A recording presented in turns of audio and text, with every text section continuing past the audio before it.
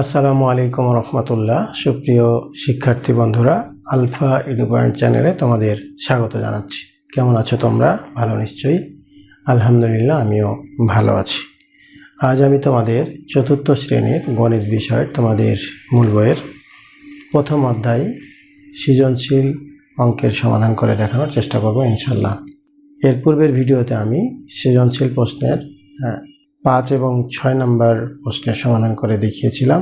আশা করি তোমরা সেই ভিডিওটি দেখেছো এবং অঙ্কগুলো বুঝতে পেরেছো। আর যারা নতুন তারা আমার চ্যানেল থেকে পূর্বের ভিডিওগুলো দেখে আসতে পারো, তাহলে তোমাদের জন্য বুঝতে সুবিধা হবে।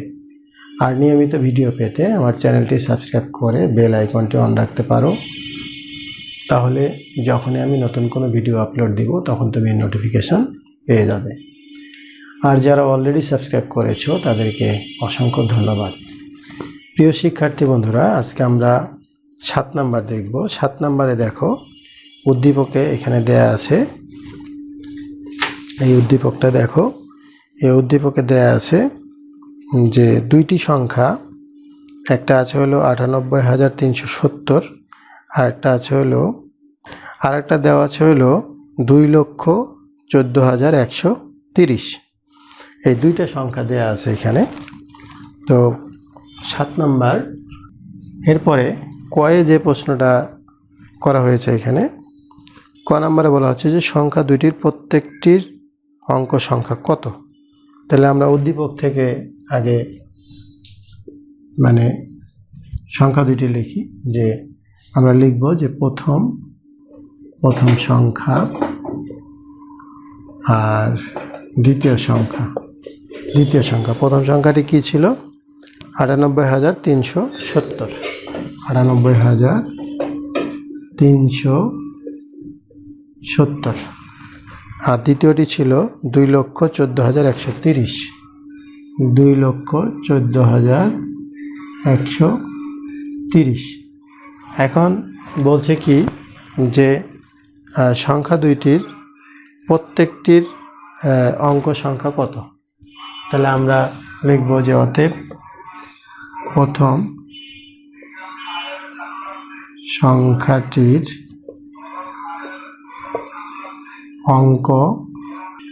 অঙ্ক সংখ্যা, দ্বিতীয় সংখ্যাটির অঙ্ক সংখ্যা। তোমাদেরকে আগেই বলা হয়েছিল যে সংখ্যা এবং অঙ্ক এক জিনিস কিন্তু না। এটা হলো পুরাটা হলো একটা সংখ্যা এবং প্রত্যেকটা এক একটা অঙ্ক। তাহলে অঙ্কের সংখ্যা কয়টা আছে আমরা যদি গণনা করি, প্রথমটায় 1, 2, 3, 4, 5টি।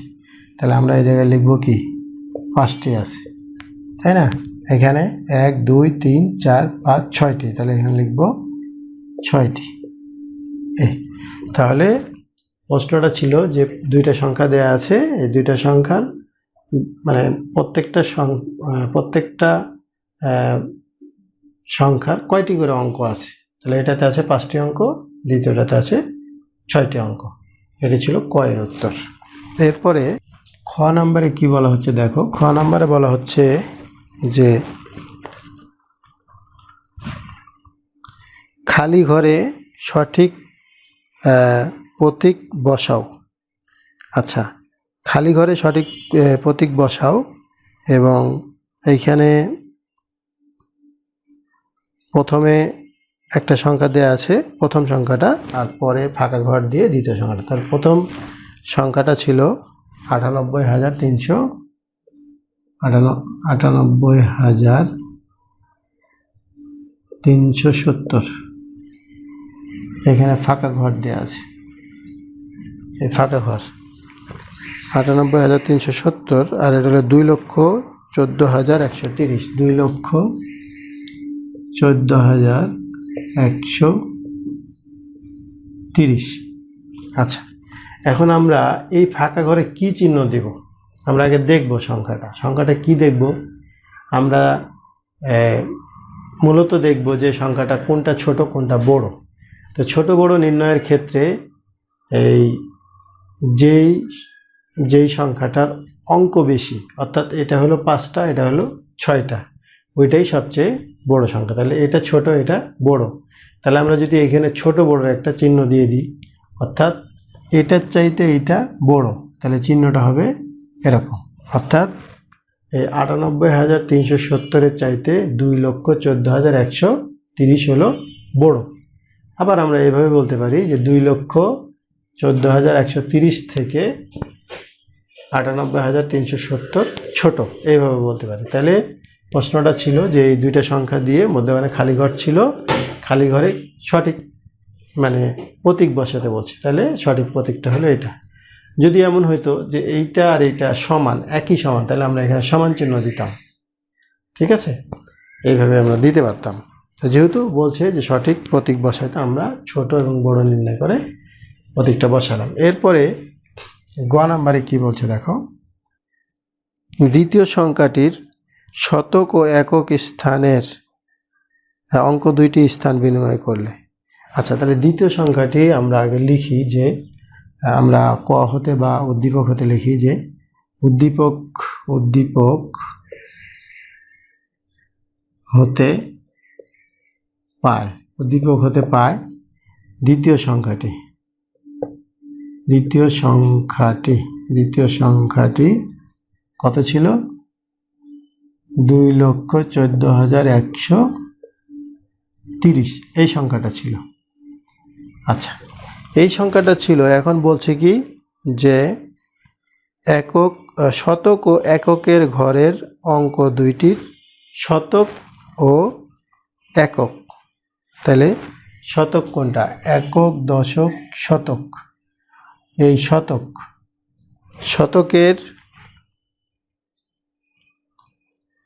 শতক ও এককের ঘরের, তাহলে শতক ও একক, এটা একক। অর্থাৎ এইটাকে আমরা এই জায়গায় নিব আর এইটাকে আমরা এই জায়গায় নেব। এই স্থান বিনিময় মানে এটার জায়গায় এটা থাকবে। শতক এবং এককের দ্বিতীয় সংখ্যাটি শতক ও এককের ঘরের অঙ্ক দুইটি স্থান বিনিময় করে যে নতুন সংখ্যা পাওয়া যাবে সেটা। তাহলে যেই অঙ্কটা পাওয়া যাবে তা অঙ্কে ও কথায় লিখতে বলছে। তাহলে আমরা স্থান বিনিময় করলে, আচ্ছা তাহলে লিখবা যে অতএব স্থান বিনিময়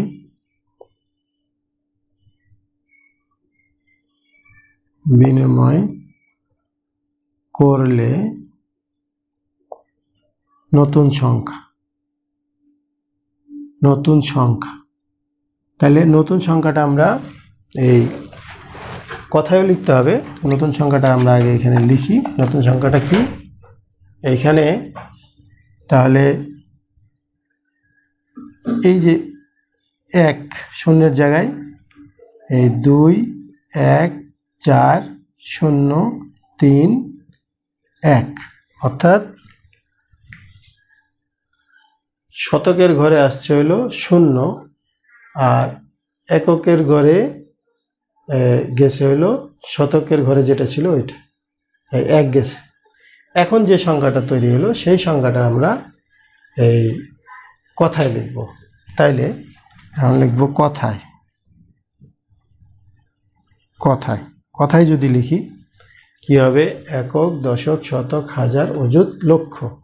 2,14,000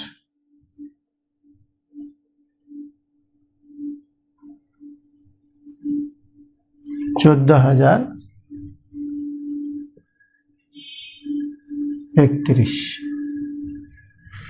দেখো, একক, দশক, শতক, হাজার, অযুত, লক্ষ। 2,14,031। এটা কি ছিল? 2,14,130। তাহলে স্থান বিনিময় করার পরে এই সংখ্যাটা এটা হয়েছে এবং এটা কথায় লিখলে এটা হয়। তাহলে প্রশ্নটা যে ছিল যে স্থান বিনিময় করার পরে অঙ্কটি নতুন সংখ্যা অঙ্কে লেখো এবং কথায় লেখো, আমরা দুইটা লিখে দিয়েছি। এটা ছিল 7 নং অঙ্কের সমাধান। আচ্ছা, এরপরে দেখো 8 নাম্বারে কি বলছে দেখো। উদ্দীপকে বলছে যে একটি ছকে দেওয়া সংখ্যা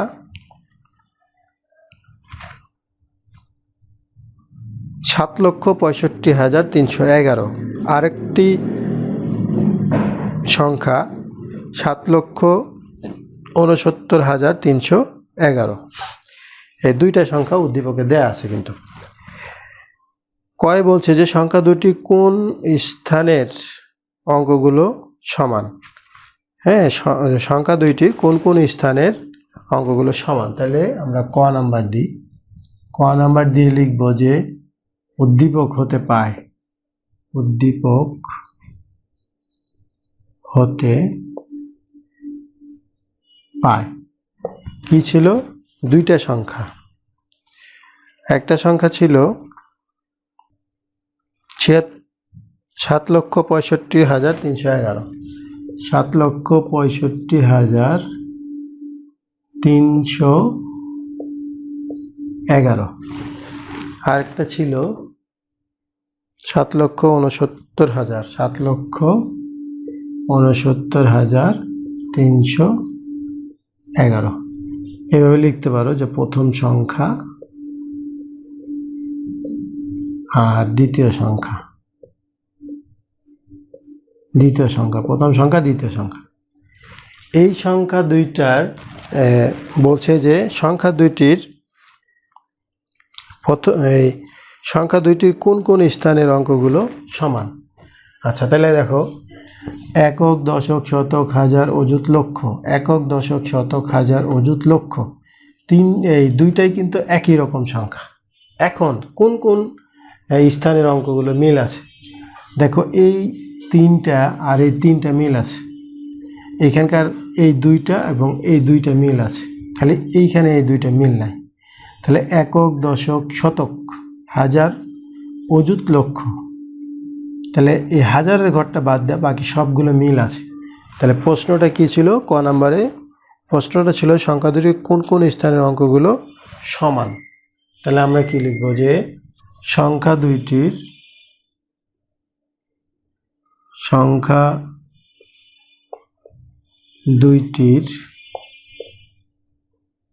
একক, দশক, শতক। তাহলে একক, দশক, শতক এই তিনটা। এরপর কি? হাজার, অযুত। তাহলে অযুত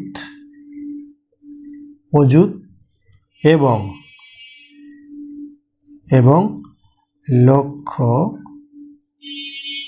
এর কি বলছিল? স্থানের অঙ্কগুলো পরস্পর সমান বা সমান,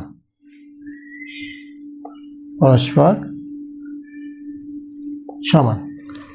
অর্থাৎ এইখানে যা আছে এখানেও এই দুটাতেও তাই আছে, এইখানে ছোট বড় আছে। তাহলে এটি ছিল ক এর উত্তর। এরপরে খ নম্বরে দেখো কি বলছে, সংখ্যা দুইটির মধ্যে কোনটি বড় এবং কেন। আচ্ছা, তাহলে সংখ্যা দুইটা আমরা আবার লিখব যে ক হতে, আমরা লিখব ক হতে। তাহলে সংখ্যা দুইটা কি ছিল? একটা ছিল 7 লক্ষ,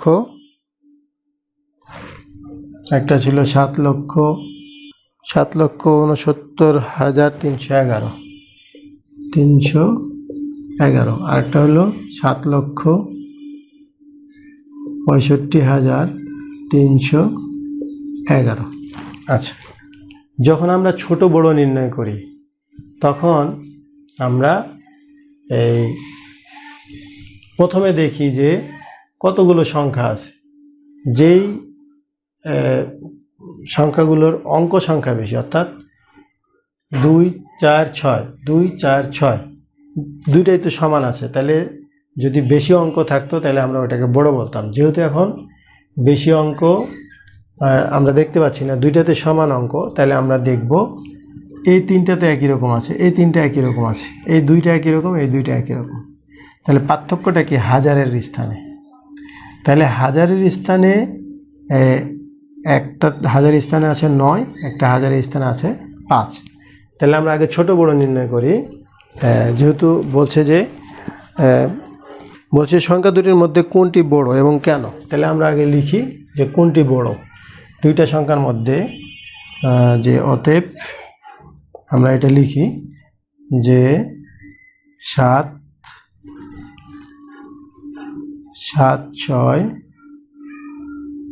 9 3 11 এটা হলো এটার চাইতে বড়, তাহলে এই চিহ্ন দিলাম 7 6 5 3 11। এই এখন কেন বড় এই কথাটা লিখতে হবে। যে প্রশ্নে ছিল কি যে সংখ্যা দুটির মধ্যে কোনটি বড়, তাহলে এইটা বড়। আমরা দেখালাম কি এইটা বড়, এটার চাইতে এটা বড়, অথবা শুধু আমরা এই সংখ্যাটা লিখতে পারতাম যে এই সংখ্যাটি বড়। আর কেন বড় আমরা এইখানে লিখব যে হাজার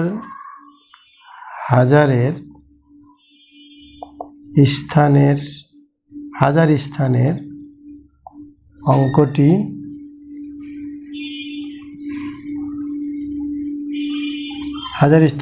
কি একটা ছিল 9 একটা ছিল 5, তাহলে এই 5-এর চাইতে 9 বড়। হ্যাঁ, 1000 স্থানের অঙ্কটি 5 থেকে 9 বড়, সুতরাং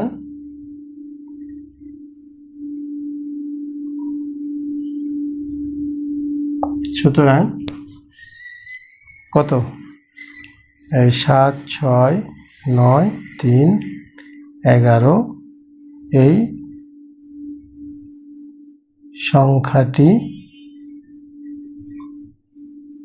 বড়। এইভাবে আমরা লিখে দিতে পারি যে যেহেতু 1000 স্থানের অঙ্কটি এই 5-এর চাইতে 9 বড়, সুতরাং এই সংখ্যাটাই হলো বড় সংখ্যা। এটি ছিল ক্ষয়ের উত্তর। এরপরে দেখো এই 8-এর গ নাম্বার বলছে বড় সংখ্যাটি থেকে কত বিয়োগ করলে ছোট সংখ্যাটি পাওয়া যাবে। বড় সংখ্যাটি থেকে কত বিয়োগ করলে ছোট সংখ্যাটি পাওয়া যাবে। তাহলে আমরা লিখব যে এই গ নাম্বার দিয়ে খ হতে পায়